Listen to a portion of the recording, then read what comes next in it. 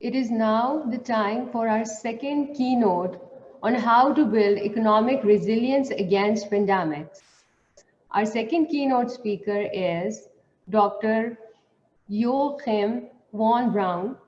Dr. Braun is a director of the Center for Development Research, Bonn University, and professor for economic and technological change. He received his doctoral degree in agriculture economics from Germany. His research is on economic development, science and technology policy, poverty reduction, food and nutrition security, agriculture, resource economics,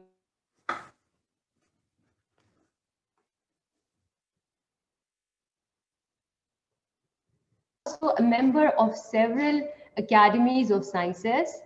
He serves as chair of the scientific group for the Food Systems Summit 2021 of the UN Secretary General. He was also Director General of the International Food Policy Research Institute. He was elected as President of the International Association of Agriculture Economists and also received an honorary doctoral degree from the University of Stuttgart-Hohenheim. Dr. Braun has joined us all the way from Germany to share his thoughts with us. We are honored by your presence, sir. Over to you. Thank you for the kind introduction. I'm pleased to address your conference. It's my pleasure to engage with you. I congratulate you to picking an important topic, how to build economic resilience against pandemics is the big question addressed to us economists and development economists around the world. I also want to recognize Professor Abdul Salam Lodi, who used to work with us in our institute in Bonn, the Center for Development Research.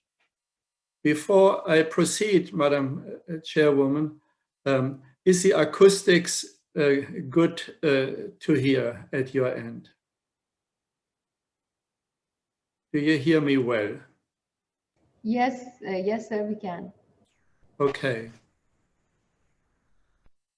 Let me emphasize that I would have been much more pleased to visit you in Balochistan at the University of Information Technology, Engineering and Management Science, but the current circumstances don't permit that.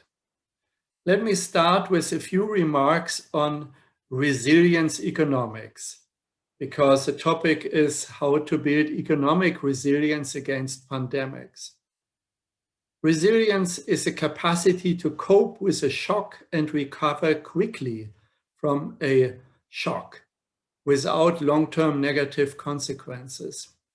Resilience economics is simply speaking the capacity to bounce back and/or the institutional arrangements that ensure people and systems and communities against economic shocks. They require investments, these arrangements, optimal investments, because resilience-enhancing investments compete with other investments, and their payoffs are in the long term and uncertain because of often unknown probabilities of shocks. You know, as economists, under uncertainty, typically too little is invested. And that's why too little is invested in resilience. And especially too little is invested in resilience of poor people and marginal population groups who lack sufficient capacity to self-insure, to take care of resilience by themselves. Ladies and gentlemen, I will mainly address the question of how to build economic resilience against pandemics from conceptual perspectives, drawing on international examples and trends. And I will make a few remarks about Pakistan only a few, because you all are much better informed about the economic consequences of COVID-19 in Pakistan than I am. We just listened to, and I was able to listen to the concluding remarks by the previous speaker, Muhammad Bakir, on the poverty consequences, and I found them very interesting. We need to better understand the causes of the economic effects of pandemics. A lot of people blame the COVID-related recession, the economic recession, on the lockdowns. But we should also look more into basic forces. That is the uncertainty and the fear of catching the virus that is stopping consumers going to places they normally would. And that's hurting the economy. And under uncertainty, businesses also lack incentives to invest. So these risks and uncertainties and the perceptions among consumers and businesses are fundamental forces that lead to the economic downturns during pandemics. We need to build better economic models that capture these aspects of uncertainty, risk, and behavior. That's a big challenge for us in economics, but also in understanding management opportunities. Resilience economics needs to pay attention to time and urgency. We need to build resilience quickly, now in the short term, so that people who saw their livelihoods undermined can bounce back quickly. And we need investments in resilience for the long term. Short-term resilience building relates to social protection, nutrition programs, emergency health care, employment support, mechanisms that facilitate survival of businesses which otherwise would go quickly into bankruptcy, although they may be in the long term effective and efficient. Long-term resiliency requires a different strategy and investment portfolio and government attention. Strengthening the health services, more broadly speaking, is part of it. Science and technology for early identification of pandemics and early response with well-managed lockdowns adapted to the situation, with vaccine development and implementation capacity. So also more investment in efficiency of social protection is a long-term research-intensive task that has high payoffs. Colleagues, let me now briefly touch on macroeconomic perspectives and then quickly visiting different parts of the world, how they dealt with the economics of the pandemic.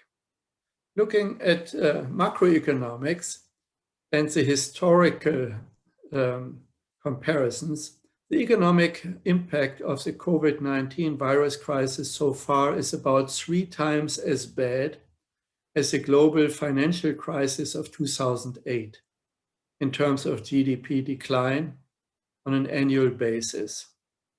The global financial crisis had a deep impact, but low and middle income countries were less affected in terms of GDP decline than is with the current crisis. The latest IMF, the International Monetary Fund, global economic forecasts point to a slow recovery. The IMF has cut its estimates for Asian economic growth, citing steep contractions in India, Philippines, and Malaysia. The IMF, however, upgraded its outlook for China, bouncing back more quickly. COVID protection policies have economic effects.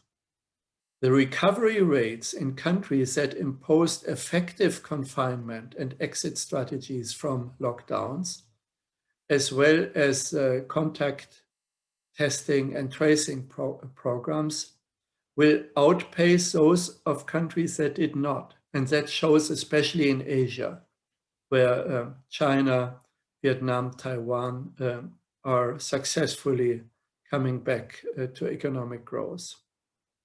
The loss of important export revenues and international transfer payments from migrants and from investors endanger the macroeconomic stability of many developing countries.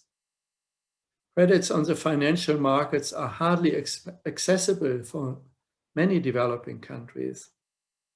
It is to be feared that the economic crisis will develop into a national debt crisis in some countries. The call for debt deferral and debt relief is already being heard in the international communities, and the World Bank has suggested that debt forgiveness should be on the agenda for deeply affected countries. The remittances of international migrants, which are so important for countries like Pakistan and Bangladesh and many others in the region, have got a big cut because of the COVID crisis. The virus is teaching us also something else. That is, freedom cannot be enjoyed without responsibility and solidarity. The economics of resilience relate in pandemics to the economics of solidarity. All countries need to make a commitment to constructive collaboration in global scale planning and action. Seeking a solution to COVID-19 through national isolation would be counterproductive. Informed by science and civil society at large, NGOs need to engage in action too. There's great opportunity to learn from each other across borders because countries perform so differently. The previous lecture was about poverty, so let me just briefly say what we see at the global level. The poverty projections suggest that social and economic impacts of the crisis are likely to be quite significant, pushing 70 to 100 million people in addition into extreme poverty in this year of 2020. Global extreme poverty rate would increase from 8% last year to 9% this year. COVID-19 also increases hunger. The estimates by the Food and Agriculture Organization are that an additional 80 to 130 million people may be pushed into hunger in the short term. Until science finds appropriate drugs and a vaccine to treat and prevent COVID-19, today's paradox is that everybody needs to cooperate with others while simultaneously self-isolating as a protective measure.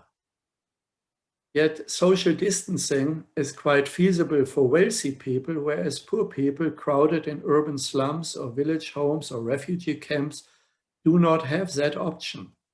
And they lack masks and hand washing facilities and so on. So the equity effects of the COVID-19 pandemic are very adverse for the poor. It is very important to consider food, nutrition, and agriculture in this context. What is done in food and agriculture policies matters a lot for building economic resilience. There are direct effects that are clear through the health and lockdown effects of reduced access to markets. And there are indirect effects which are quite dramatic and hurt the poor in particular, especially when markets collapse and supply chains don't function. Let me now come briefly to visit some of the world's big regions and highlight successes and failures in dealing with the pandemic and the economic fallout from it. The pandemic has made its way around the world along winding paths for which there are reasons. The paths led from China to other parts of Asia, then to Europe and the US and Latin America, and finally it spread to Africa. There are delayed effects.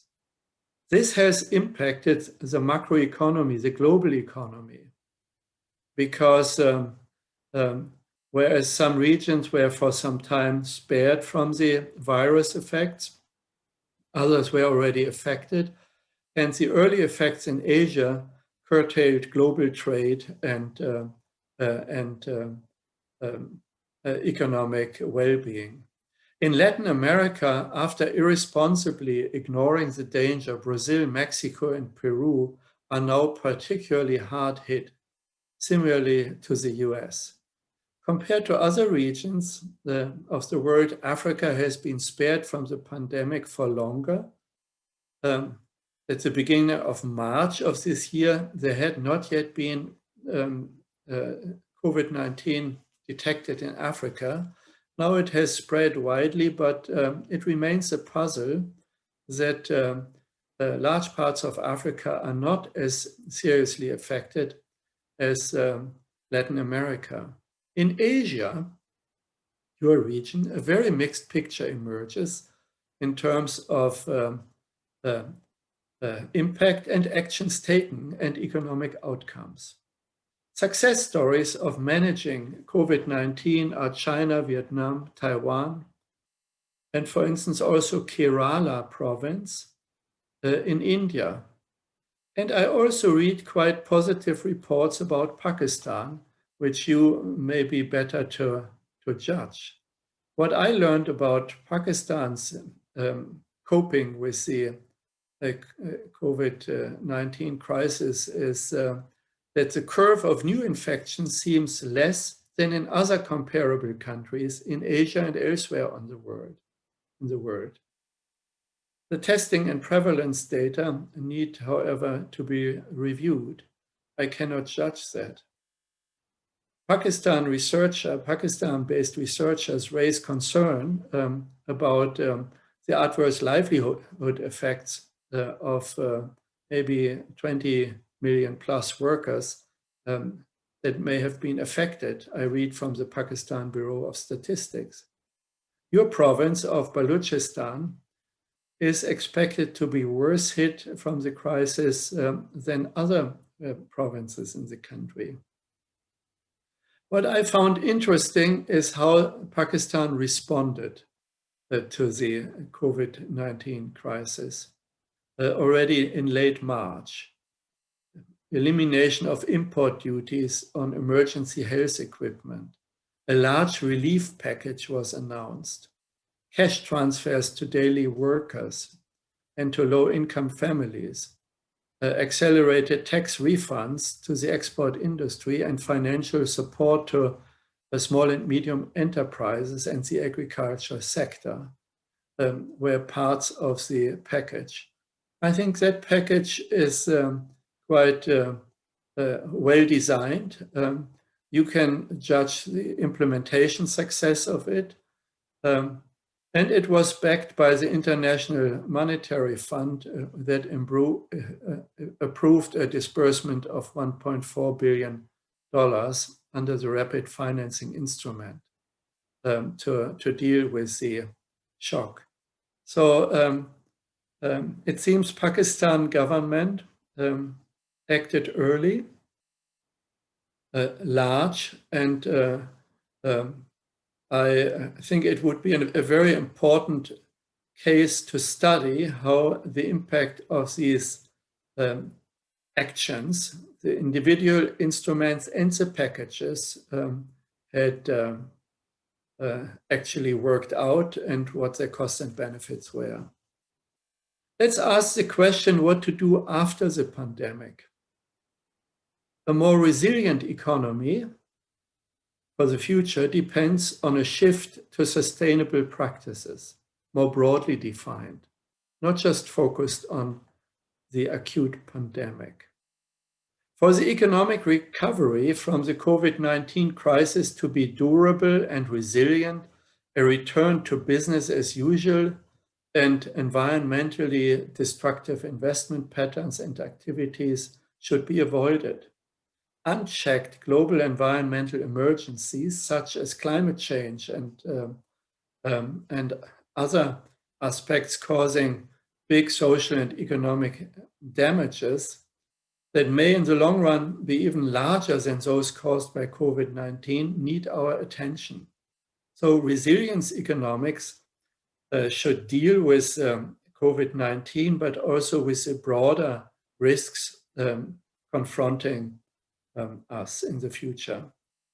To avoid an unresilient situation, economic recovery packages should be designed to build back better.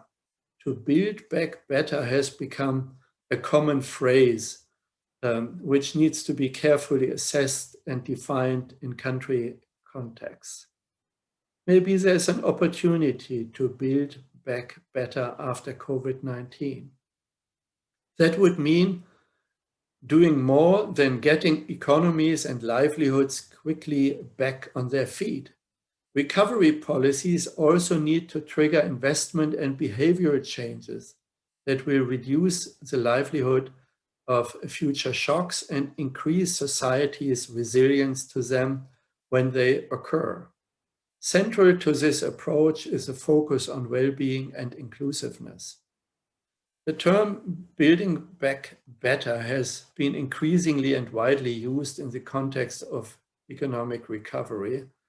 The notion originated in the context of a reconstruction from physical disasters, so earthquakes and so on, but it also applies to our current crisis. Lower income regions of countries such as Balochistan need to be connected much better to centers with infrastructure, including digital infrastructure, in building back better strategies. This is an important part of such strategies, enhancing opportunities and reducing regional inequalities. Let me sum up and conclude with a few points. Measures are now being taken by almost all countries worldwide to reduce the major economic and social problems of the pandemic. More than 150 countries have already planned, introduced, or adapted a total of more than 800 social security measures in response to the crisis. Are they efficient and effective, these measures? We are called to, as economists, to look into that and improve that money is not spent in inefficient ways. I addressed macroeconomic issues and macroeconomic stabilization as an important aspect, including exchange rates, lending rates, fiscal policies. Third, rapid strengthening of health in all countries to prevent indirect effects of pandemics and other problems is of high priority. Fourth, temporary purchasing power support through social security, employment programs, labor-intensive public works, food subsidies, promotion of child nutrition such as school meals and mother and infant nutrition are important. Civil society organizations can play an important role here. So far, the pandemic has underlined that management of the infection control is extremely important to gain time until vaccines are available. Taiwan and Vietnam have managed that extremely well. This is a management task which we need to study in management schools such as yours. It is not only the rush to get vaccines quickly, it is these management opportunities to keep the infection at bay. Vaccination, however, will ultimately be the key to resilience of people. Involving middle and low income countries in the preparation of the COVID-19 vaccination campaigns and the use of drugs as soon as they become available is of great importance. Of course, also for Pakistan, to prepare the population and the infrastructure, the machinery to roll out vaccination campaigns when the COVID-19 vaccines become available, hopefully next year. A fundamental resilience investment related to that is science and technology. Countries that pay attention to that, to science and technology enhancement, will be more resilient in the long term. Lastly, the economics of pandemics and policy actions to prevent pandemics need to be high on our agenda as economists for a long time to come. Resilience economics is to embrace the short-term actions of social protection and support, the long-term capacity to strengthen coping of populations and communities. We can all work on that together. Thank you for your attention.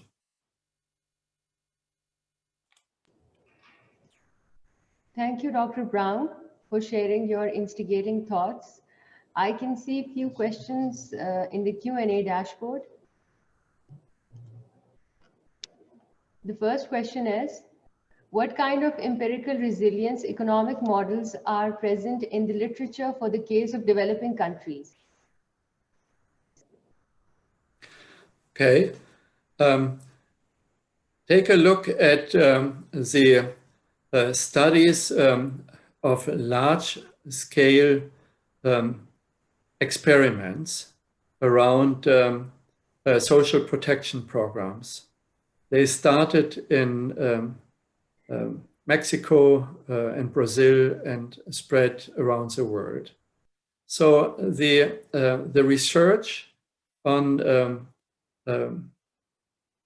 experimental interventions with school feeding, with transfer programs, with employment programs, have entered into related national modeling exercises, and they are relevant.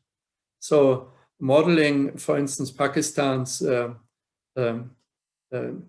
income transfer programs, the EHSA or so it's called, and build that in a CTE modeling as instruments is the way to go. In CTE modeling means computable general equilibrium models. The next question is, in water deficient areas like Balochistan, where drought cycles are common,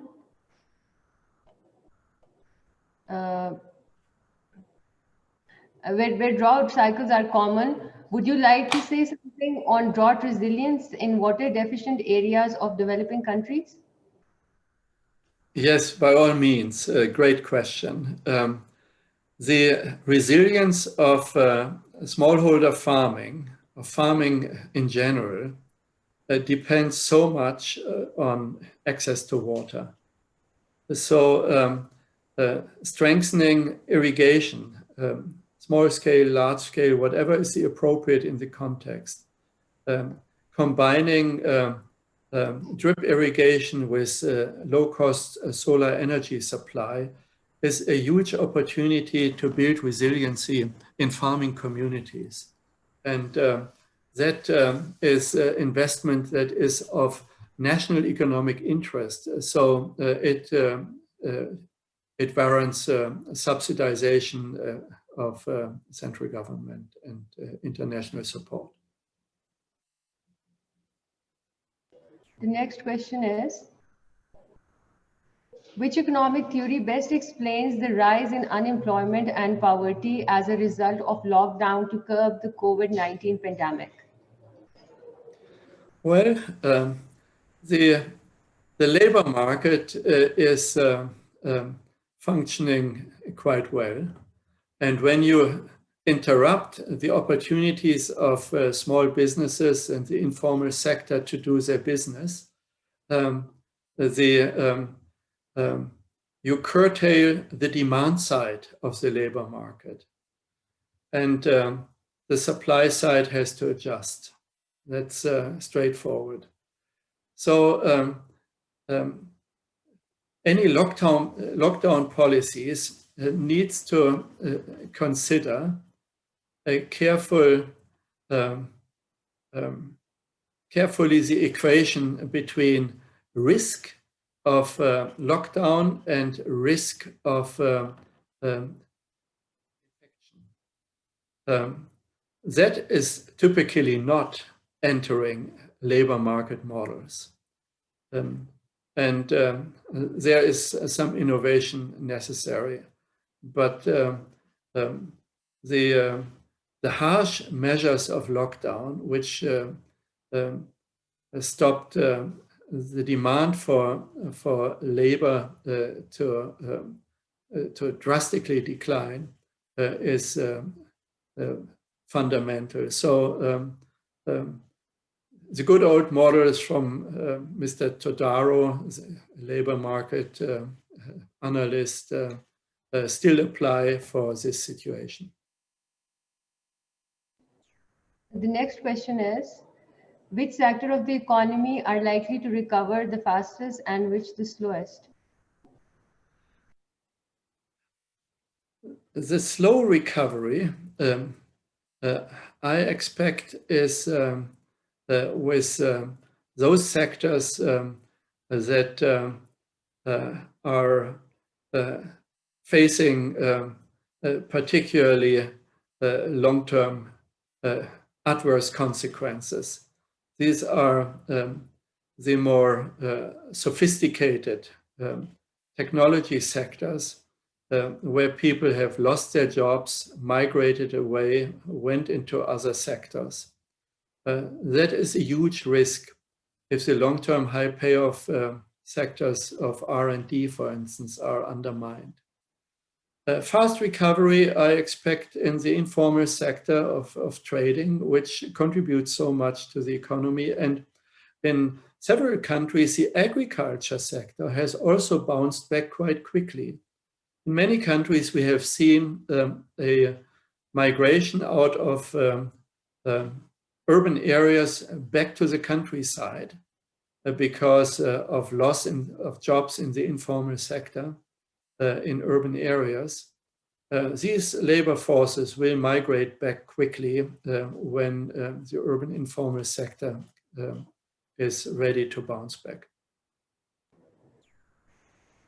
Dr. Munawar Shah is asking that if we can expect good things from COVID-19 apart from environmental indicators. For instance, the developing economies have focused more than ever on health sector. Can the developing countries get self-sufficiency instead of relying on imports from other countries?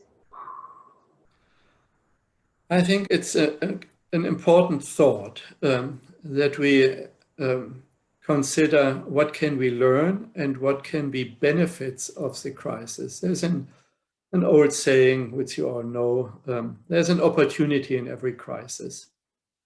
What could be the opportunities, and are already visible opportunities in the current crisis? Number one is the relearning that international solidarity is important. Number two, that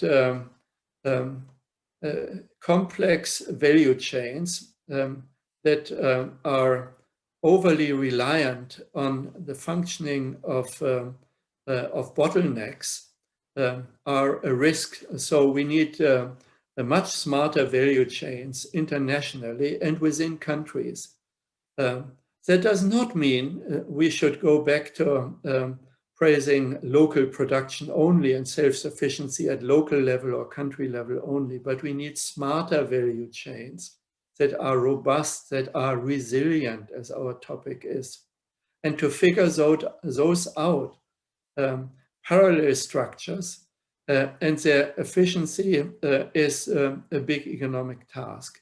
But I would argue against a self-sufficiency policy that would come at a great cost of growth and opportunity and employment in low and middle income countries.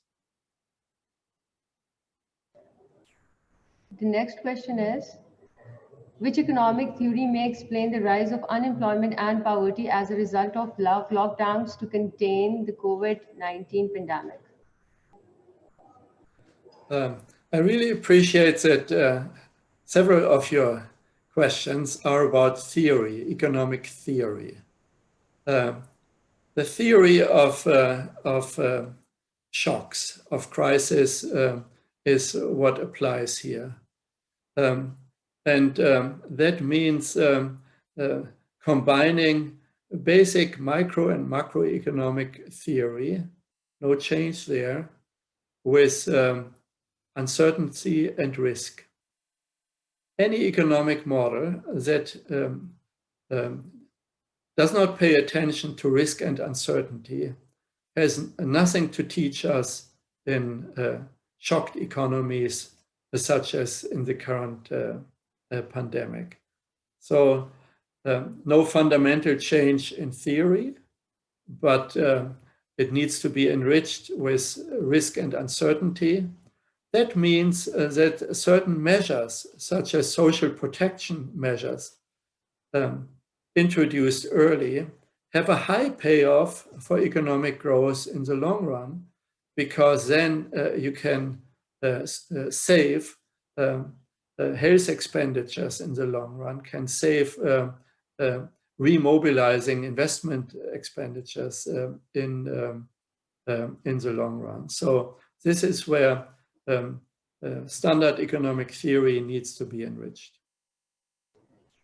The next question is, with limited resources, should Balochistan has to make choice?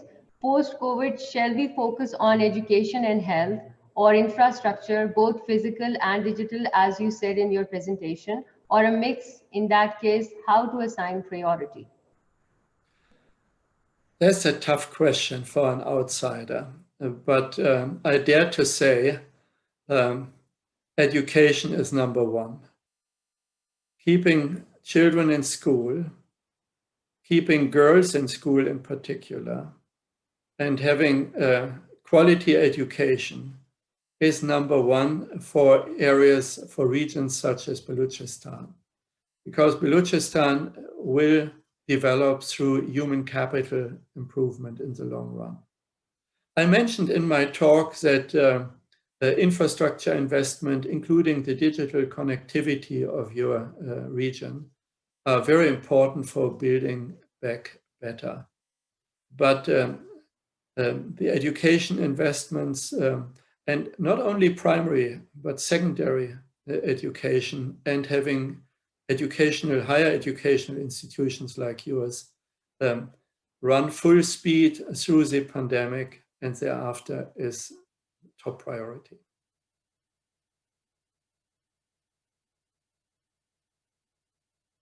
The next question is,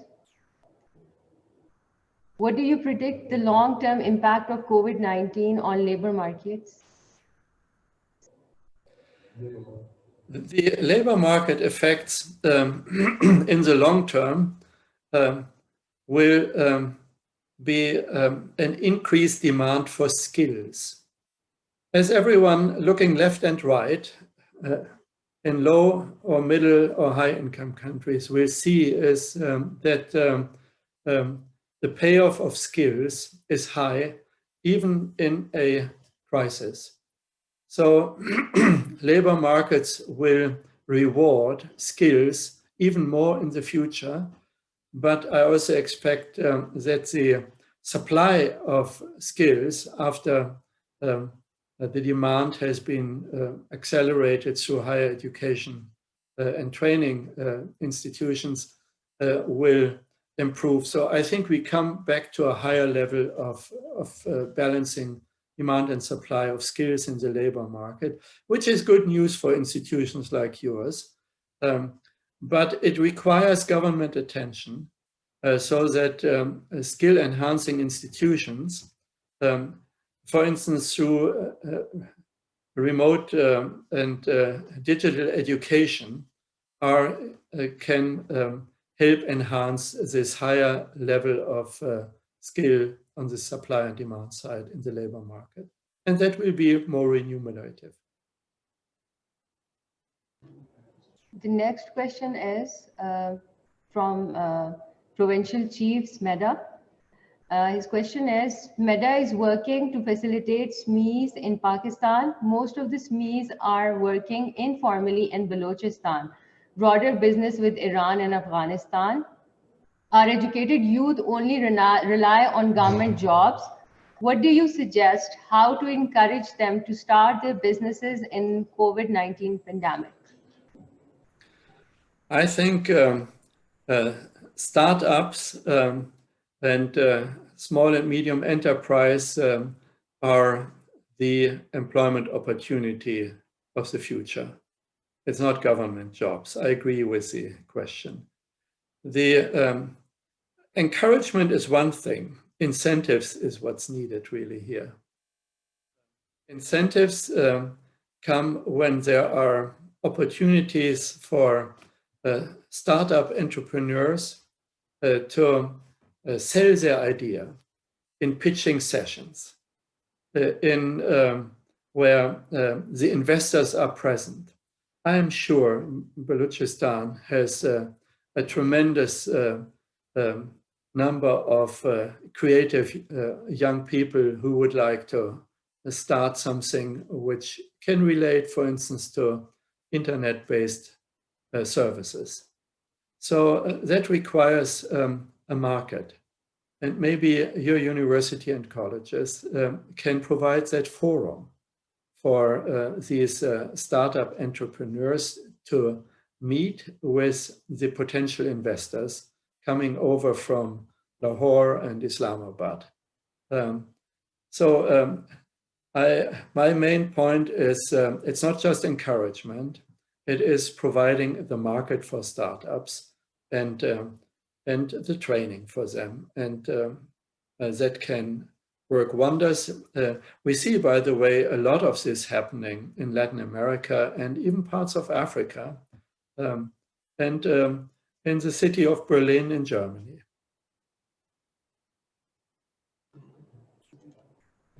Thank you for joining us, Dr. Braun. We look forward to learn more from you in our upcoming events.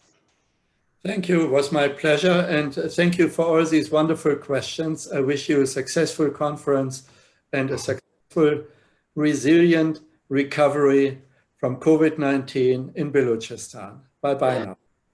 Thank you.